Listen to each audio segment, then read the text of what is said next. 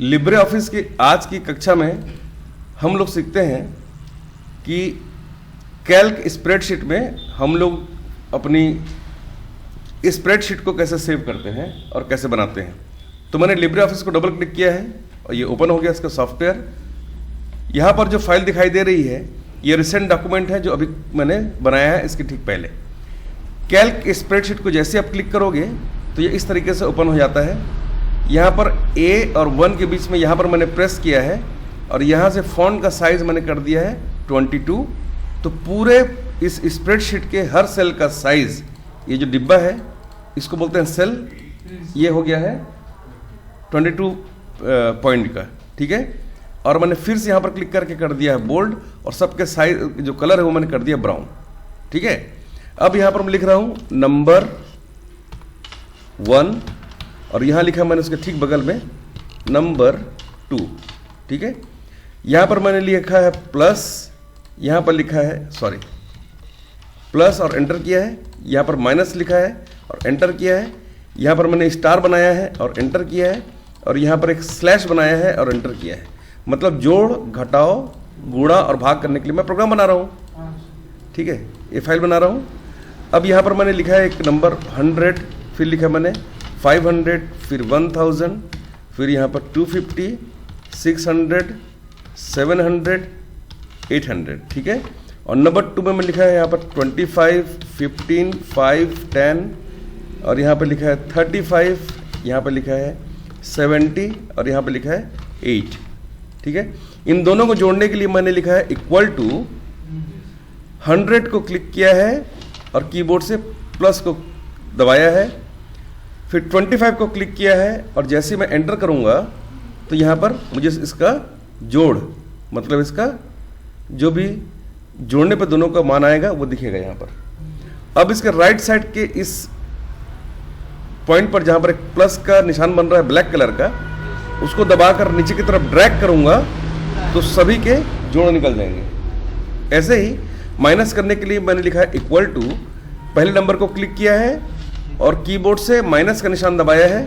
अब 25 को क्लिक करने के बाद मैंने जैसे ही एंटर किया है तो 100 में से 25 माइनस होने पर इसका 75 आंसर दिख रहा है, जिसको क्लिक करने के बाद राइट साइड के कॉर्नर को क्लिक किया है और ड्रैग करके नीचे की तरफ लाए हैं तो इसका जो माइनस करने पर जो आएगा आंसर वो दिखाई दे रहा है। गुणा करने के लिए सेम मैंने इक्वल टू किया है, 100 को क्लिक किया है, स्टार दबाया है कीबोर्ड से, 25 को क्लिक करने के बाद एंटर किया है और यहाँ से नीचे की तरफ इसको ड्रैग किया है तो ये इसका आ गया है आंसर। लेकिन यहाँ पर इन दोनों में आंसर दिखाई नहीं दे रहा है। क्या आप में इसको बता सकता है कि यहाँ पर हैज़ क्यों दिखाई दे रहा है? क्योंकि यहाँ पर जगह नहीं है दिखाने के लिए। तो थोड़ा सा यहाँ पर E और F के बीच में यहाँ पर इस तरीके से प्रेस करना है माउस के लेफ्ट बटन को और हल्का हल्का राइट साइड की तरफ जब हम प्रेस करेंगे तो वहाँ पर स्पेस बन जाएगा और यहाँ पर भी आंसर इसके दिख जाएंगे आपको। जगह छोटा हो जाएगा तो वहाँ पर हैज़ का निशान दिखाई देता है।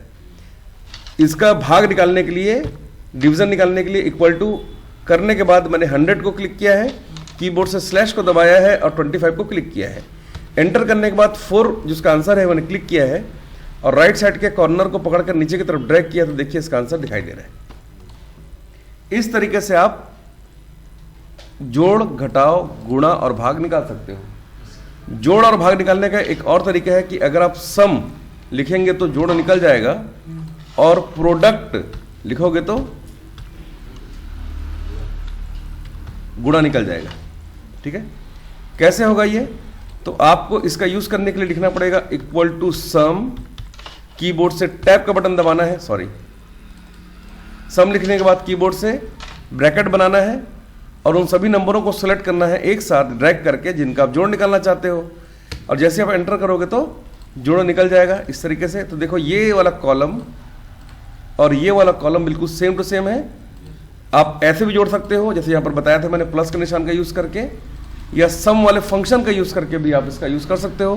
फंक्शन कब कहते हैं कि जब कोई फंक्शन का नाम लिखा हो और ब्रैकेट ओपन क्लोज हो तो इसको हम लोग फंक्शन बोलते हैं। मतलब किसी भी नाम के बगल में अगर ब्रैकेट ओपन क्लोज है मतलब वो फंक्शन हो सकता है। गुणा करने के लिए क्या करना पड़ेगा?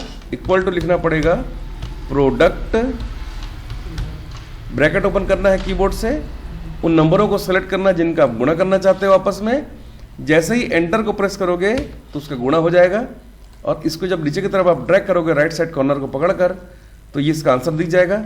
ये वाला कॉलम और ये वाला कॉलम बराबर आया है, दोनों को लिखने का तरीका अलग है, लेकिन दोनों ही हम गुणा करने के लिए उपयोग कर सकते हैं। ठीक है, एक फंक्शन और बताता हूं जिसको हम बोलते हैं सम प्रोडक्ट। मान लो कि आपने किसी दुकान से कोई सामान खरीदा है और उस आइटम का यहां पर क्वांटिटी लिखा हुआ है और उसी आइटम का यहां पर प्राइस लिखा हुआ है। ठीक है, मान लो यह है उसका क्वांटिटी और ये है उसका प्राइस।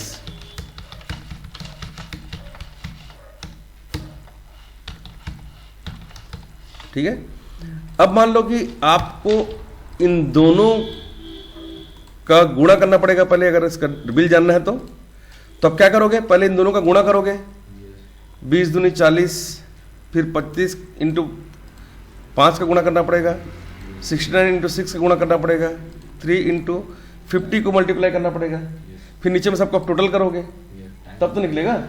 लेकिन आपको अभी तुरंत पता लगाना है ताकि आप सामान लेने का डिसाइड कर सको कितने पैसे आपके पॉकेट में है कि नहीं। तो आपको क्या लिखना पड़ेगा, इक्वल टू आपको लिखना पड़ेगा सम प्रोडक्ट। क्या लिखोगे, सम प्रोडक्ट। आपको लिखना पड़ेगा सम प्रोडक्ट एक साथ, और ब्रैकेट को ओपन करना पड़ेगा। पहले वाले को पूरा सेलेक्ट करो, एक कॉमा लगाओ, दूसरे वाले सभी नंबरों को एक साथ सेलेक्ट करो और एंटर कर दो, तो आंसर आपको दिख जाएगा। अब आपका बजट है 2500 का, पर यहाँ पर हो रहा बिल आपका 2535 रुपये का, तो यहाँ पर 5 की जगह मैं कुछ सामान कम कर देता हूँ, 3 ही लेता हूँ। और यहाँ पर ये वाला आइटम जो है मैं 8 पीस ले रहा था, इसको मैं 6 पीस ले लेता हूँ। तो देखो ये 2000 के अंदर हो गया। कितना आया है, 1991। अब अगर मैं बिल बनाता हूँ तो अब मैं प्रॉपर बिल बनाता हूँ, 2 गुणित 20, और ऐसा करते करते सभी को मैंने निकाल दिया है। और सबसे नीचे में इन सब को मुझे जोड़ भी लेना पड़ेगा, तो देखो उतना ही आंसर आया है। तो इस काम को फास्ट करने के लिए मैंने किसका प्रयोग किया है, सम प्रोडक्ट का। सम का प्रयोग होता है जोड़ने के लिए, प्रोडक्ट का हम प्रयोग करते हैं गुणा करने के लिए, और सम प्रोडक्ट का यूज़ करते हैं हम लोग ये दोनों काम एक साथ करने के लिए। ठीक है, इस तरीके से आपने स्प्रेडशीट बनाया।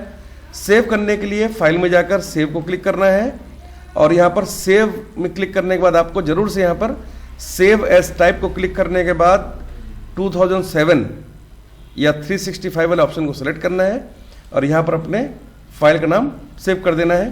तो यहाँ पर हमने एक फोल्डर बना कर रखा है पहले से लिब्रे ऑफिस डॉक्स के नाम से, और यहाँ पर मैं लिख देता हूँ स्प्रेडशीट 1 के नाम से, इसको मैं SS1 के नाम से इसको सेव कर देता हूं, और ये सेव हो गया है। ठीक है, अब अगर आप लिब्रे ऑफिस कभी भी ओपन करोगे तो करंट जो डॉक्यूमेंट है उसमें आपको ये भी दिखाई देगा, जिसको आप क्लिक करके ओपन कर सकते हो। ठीक है।